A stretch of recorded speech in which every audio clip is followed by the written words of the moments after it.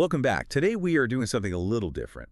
We aren't just looking at a crime. We are looking at a collision. A collision, yeah, that's a good way to put it. A collision between the hyper-advanced technology of 2059 and, well, the absolute oldest, darkest defects of the human operating system. We are going to New York City, nearly 40 years in the future.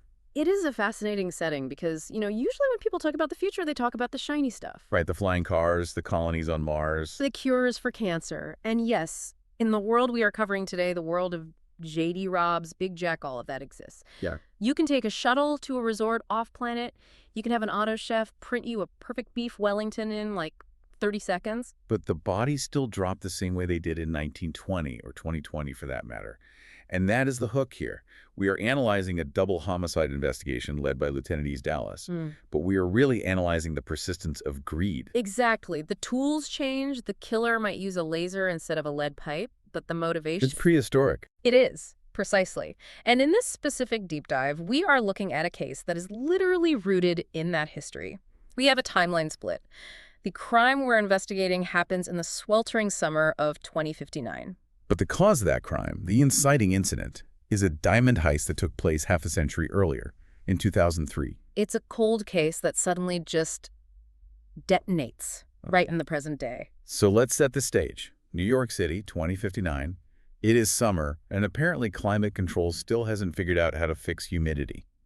The source text paints this really oppressive, gritty picture. It isn't a utopia. Oh, far from it. And that is one of the most compelling aspects of this universe. The technology hasn't solved the crowding or, the aggression. Not all. Eve Dallas, our protagonist, she describes driving in New York traffic as skirmishes. She talks about Maxibuses and air trams fighting for space with private vehicles. You can just feel it. There is this visceral sense of aggression on the streets. It is hot, people are angry, and the gap between the haves and the have-nots is wider than ever. And sitting right at the intersection of that wealth gap is our first major character, Samantha Gannon. She is not the detective. She is the catalyst. She is a writer. She is successful, and when we meet her, she is just absolutely exhausted. The psychology of her introduction is so important. She has just finished a 15-city book tour for her nonfiction bestseller, Hot Rocks. 15 cities. Yeah, anyone who has traveled for business knows that specific kind of bone-deep fatigue. You are smiling for cameras, you're shaking hands, repeating the same anecdotes. She is just completely depleted. She calls her home Sam's Urban Dollhouse. I love that description because it implies safety, it implies control. A sanctuary. Exactly. She is coming back from the chaos of the road, and she just wants to retreat into her fortress. She wants a bubble bath, she wants champagne, and she wants silence. Which makes the violation that comes next so much more jarring. She walks in expecting that silence, expecting that sanctuary. Instead, she finds chaos. Her entire living area is destroyed. It's just trashed, furniture overturned, screens smashed, personal items scattered. Now stop and think about the immediate psychological reaction to that. Most people would say fear, right? You think someone is in my house or someone's still here. But Samantha feels anger. And that is a crucial detail. She assumes her house sitter, a friend named Andrea Jacobs, threw a rager. A party gone wrong. Yeah. She thinks her trust has been betrayed by a friend, not a criminal. She sees the mess and thinks irresponsible roommate, not homicide. It speaks to how safe she feels in her own world. She doesn't expect violence. So she storms upstairs. She is ready to scream at Andrea. She is dialing her phone, or her link, as they call it, to leave this nasty voicemail. Fully prepared to just fire her house sitter on the spot, she kicks open the bedroom door. And then the genre of the story shifts instantly from what? Domestic drama to pure horror. It is the smell that hits her first. The source text is very specific about this. It is the stench of death. That primal biological alarm bell that just overrides everything else. The anger evaporates. She turns on the lights and she finds Andrea Jacobs on the floor. And this is where we bring in Lieutenant Eve Dallas. Yeah. Because when Eve walks onto a scene, she isn't just looking at a body. She is doing a temporal reconstruction. She is rewinding the tape in her head. Eve is unique because she is incredibly clinical, but also deeply empathetic. She looks at Andrea Jacobs and she sees the timeline. The body has been there for 5 days. In a shut-up room. In a shut-up room. In the middle of a New York summer. We don't need to be graphic to understand that the biological reality there is horrific. But Eve looks past the decomposition. She looks at the clothes. Right. She notices the party clothes, the sparkly hem, the ice pick heel. And the fact that the heels are kicked off across the room, that tells a story, doesn't it? It does. It says Andrea came home from a night out. She was tired. She walked in, kicked off those painful shoes, and just relaxed. Her guard was completely down. And that is when the killer struck. Eve deduces he was waiting in the closet. Now, this is what I want to dig into. The nature of the kill. It's so specific. It is. Eve notes that Andrea's throat was slit from left to right. One clean swipe.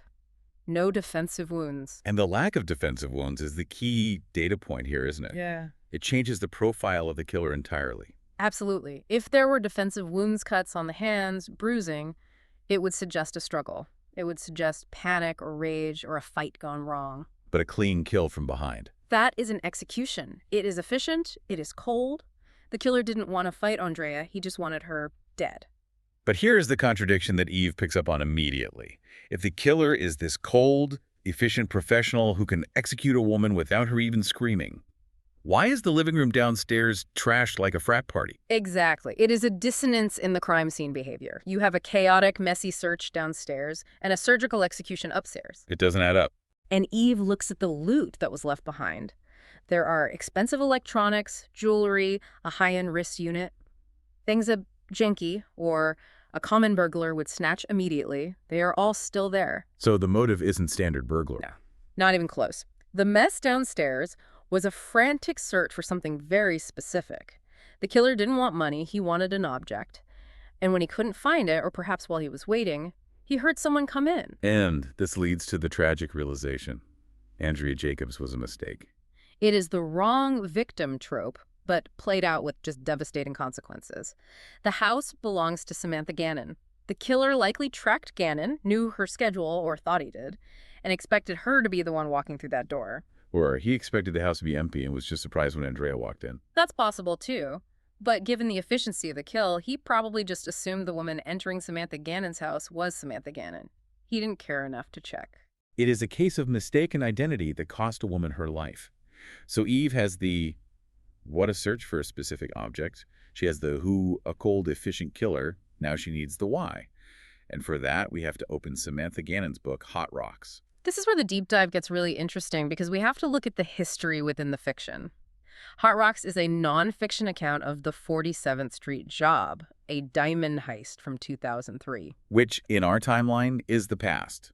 But in Eve Dallas's timeline, that is ancient history, like something out of a museum. The heist itself is almost cinematic. It really reminds me of those classic stories like the Antwerp diamond heist. You have a crew of 4 men. They hit the diamond exchange. But they don't use explosives or high-tech lasers. They use psychology. They use the hide-in-plain-sight technique. Which is a recurring theme in this case, you'll notice.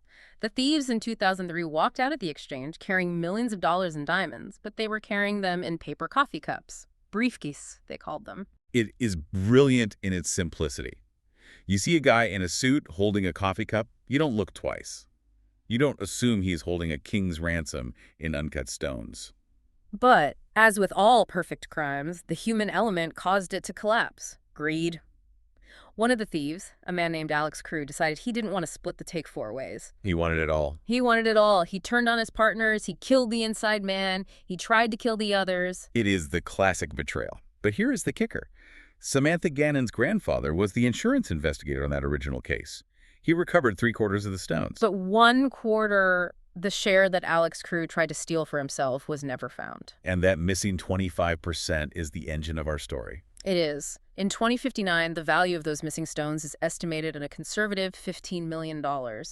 But I think it goes beyond the money. It is the mystery. It is the lost treasure. So Samantha writes this book, Hot Rocks, detailing the heist. And in doing so, she inadvertently rings the dinner bell for every psychopath with a grandiose delusion. She puts a target on her own back. The theory Eve develops, and it is the only one that fits, is that someone read the book or already knew the history and decided that the missing diamonds were never lost. They decided that Samantha's grandfather must have found them and kept them. And that now they're sitting in Samantha Gannon's house, maybe hidden in an heirloom or a piece of costume jewelry. Who knows? It is a conspiracy theory come to life. The killer believes the book is a map. And this connects to the psychology of entitlement. The killer doesn't just want the money. He feels he is owed it. We will get to his identity later, but the motive isn't desperation. It is a demand for restitution of a fortune he believes is his birthright. Now, to catch a thief who is obsessed with a 50-year-old crime, Eve needs help. She needs someone who understands the criminal mind better than any cop. She needs Rourke. She needs Rourke. We have to talk about Rourke. In the world of In-Death, he is a force of nature. He is Eve's husband, yes. He is incredibly wealthy, owning half the planet, it seems. But his function in the plot is often as a gray hat. Right. He used to be a master thief. He knows the underworld because he ruled it. And there is this scene where Eve brings him to the crime scene. And I want to pause on this because in the real world, bringing your spouse to a murder scene is, well, it's a massive procedural violation. Oh, massive. It would get the case thrown out of court in a heartbeat. It's a nightmare for the district attorney. But in the context of this universe, Rourke is a sanctioned civilian consultant. And Eve uses him for a very specific reason. She needs to see the house through the eyes of a burglar, not a detective. She asks him, how hard is it to get in here? And Rourke's answer is just chillingly casual. He looks at this top-of-the-line security system and says, for a pro, 3 minutes. For me, under 2. Wow. That moment establishes the skill level of our killer. Rourke points out that there was no forced entry. The alarms weren't triggered. They were bypassed or disarmed with a code. Which tells Eve the killer either had the codes implying an inside job, or he has tech skills on par with Rourke. And since Rourke is practically a tech god in this setting, that narrows the field significantly. It also highlights the dynamic between them. Eve represents the law-rigid, structured, sometimes slow. Rourke represents chaos, or at least the ability to cut through the red tape. He's her shortcut. While Eve is waiting for warrants, Rourke is already hacking into databases, running background checks on the Diamond Thieves' descendants, and doing the digital dirty work. He is a force multiplier. He is. But there is also an emotional component. Dealing with a body that has been decomposing for 5 days, that takes a toll. There is a scene where they are back home and they have this moment of intense connection on the stairs. It is not just romance, it is grounding. Right. Rourke anchors Eve. He reminds her that there is life outside of death. He pulls her back from the abyss. And speaking of life, we have to talk about Peabody. Detective Julia Peabody, Eve's partner. She provides a necessary counterweight to the grimness of the case. And in this deep dive, we are focusing on her shoes. The girl's shoes. It sounds like such a frivolous detail, but it is actually brilliant character development. It really is. Peabody has been promoted. She is a detective now. She is trying to figure out her identity. She shows up to a murder investigation wearing these purple, pointy-toed heels. And Eve she hates them. She is personally offended by these shoes. She says Peabody clicks when she walks. Eve is a pragmatist. A total pragmatist. She wears boots because she might have to chase a suspect and kick down a door. Peabody is experimenting with the idea that she can be a tough cop and still be feminine. She's trying to merge detective with Delia. Exactly. The shoes are a symbol of that struggle. They hurt her feet, they make noise, but she is determined to wear them because she wants to define herself on her own terms. It is also a test of their partnership. Eve rides her heart about it. She says, I don't have girl partners, I have cops. But she doesn't order her to change. No, she doesn't. She lets Peabody make the mistake. She lets her limp around. It is a mentorship style that says, you want to wear the shoes, fine, but you better keep up. And eventually, Peabody does switch. She moves to a medieval outfit made of natural fibers later in the story, which is a whole other fashion disaster, according to Eve. Total disaster. But it shows she is evolving. She's trying on different skins to see what fits. It's very human. So, okay, back to the investigation. The no forced entry clue is the thread they pull. If the killer didn't break in, he had a key or a code. Right. Who had the codes? Samantha, Andrea, and the cleaning service. Made in New York. A reputable company. Bonded, insured. But humans are the weak link in any security chain. Eve zeroes in on the maid assigned to Samantha's house, Tina Cobb. And this leads us to the second act of the tragedy. Eve goes to find Tina Cobb. She leaves the luxury of Samantha's townhouse and heads to the projects. The contrast in the setting description here is so stark. It is a deliberate sociological pivot. We go from Rourke's mansion, which has a pool, a gym, and a full staff, to an apartment where the sink is the size of a cupped palm. I remember that line. It's so vivid. The air conditioning is broken. The walls are thin. It emphasizes the desperation that makes someone vulnerable. Tina isn't there. She's been missing for days. But Eve and Peabody search her room, and what they find just breaks your heart. It's a shrine to a boyfriend. And this is where the profile of the killer shifts from greedy thief to absolute predator. Oh, yeah. They find a collection of keepsakes. Not diamond necklaces or expensive watches. They find paper napkins with logos on them, buttons from the Metropolitan Museum of Art, playbills. It is a collection of trash, essentially. But to Tina, it was treasure. Because it represented a fantasy. Tina was poor, working hard, likely lonely. And then this man appears. He calls himself Bobby. He is handsome, he is wealthy, he is sophisticated, and he pays attention to her. It is the Romeo scam. But the details reveal how calculating he was. He took her to museums, he took her to Italian restaurants. Why? To hide in plain sight. Just like the diamond thieves in 2003. Exactly. If you take a date to a crowded museum, no one remembers your face. You were just part of the crowd. He never went to her apartment. He was too snobbish for that. He never brought her to his place. That would reveal his identity. He kept her in public spaces where he could control the narrative. He groomed her.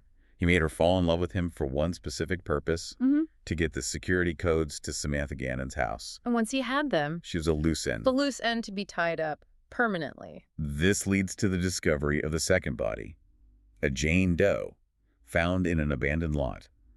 The police slang for it is a crispy critter, which is just horrific, but it reflects the cynicism of the job. And the brutality here is completely different from the first murder. Andrea Jacobs was killed cleanly, quick, efficient. This Jane Doe, who Eve identifies as Tina Cobb, was tortured. Yeah, the ME's report is brutal. The medical examiner finds that her legs were broken before she died, her ribs were crushed, her skull was fractured, and then she was set on fire. Why the escalation? Why go from a clean slice to prolonged torture? What does that tell you about him? It speaks to the killer's frustration and his sadism. He likely tortured Tina to confirm he had the right codes, or perhaps he demanded to know where the diamonds were, information she simply didn't have. She was innocent. She thought he loved her. And the torture suggests that when she couldn't give him what he wanted, he punished her for it. He punished her for being useless to him, for wasting his time. It creates this terrifying profile. We are dealing with a man who can be a charming romantic gentleman one minute and a complete butcher the next. And thanks to the source text giving us his internal monologue, we know exactly who he is. He calls himself Bobby Smith, but he's actually the grandson of Alex Crew, the traitor from the original Heist. And this brings up the whole nature versus nurture theme that runs through the whole story. It's central to it. We find out that Samantha's grandparents, the heroes of the 2003 case, made a choice. They found Alex Crew's wife and young son, but they didn't expose them. They didn't tell the world, this is the family of the bad guy. They wanted to protect the child. They showed mercy. They believed that if the boy was raised away from his father's crimes, he would have a chance at a normal, moral life. They tried to break the cycle. But it failed. The grandson, our killer, found out about his heritage, and instead of being horrified, he was galvanized. He felt cheated. He felt entitled. That is the absolute core of his psychology. He discovers his grandfather was a master thief who hid millions. He doesn't think my grandfather was a criminal. He thinks my father stole my inheritance by keeping this a secret. He views those diamonds as his property, his birthright. And his internal monologue is sickening. He thinks of Tina as common. He is actually insulted that he had to date her. He complains about having to take a bus to meet her because a limo would have been too conspicuous. He justifies her murder as taking out the trash. It is extreme narcissism. He views other people as NPCs, non-player characters in a video game. They only exist to serve his quest. If they get in the way or if they stop being useful, you delete them. He sits in his high-end apartment, eating imported brie and drinking brandy, watching the news report about the burning body. And he feels pride. He thinks he is an artist, a master of the game. This hits Eve hard, personally. Eve has her own demons regarding heritage. Her father was a monster, a rapist, and a murderer. She spends her life terrified that she has bad blood, that violence is encoded in her DNA. So seeing this killer, a man who inherited his grandfather's evil despite being raised away from it, is her worst nightmare come to life. It forces the question, does blood tell? Is evil genetic? And Eve desperately wants the answer to be no. She needs to believe that choices matter more than chromosomes. And Rourke steps in as the voice of reason here. He points out that the killer chose this path. He wasn't forced into it. Not at all. He is wealthy, he's educated, he could have done anything. He chose to hunt for blood money. It is a validation of free will. And Rourke himself is the proof, isn't he? He has a dark lineage, a dark past, but he chooses every day to stand with Eve, to stand for the victim. Let's pan back to the world building again because I want to touch on the auto chef. We mentioned it earlier, but it is more than just a funny gadget. Eve is constantly fighting with this machine. She is. She wants coffee, real coffee. The machine wants to give her nutritionally balanced soy substitutes.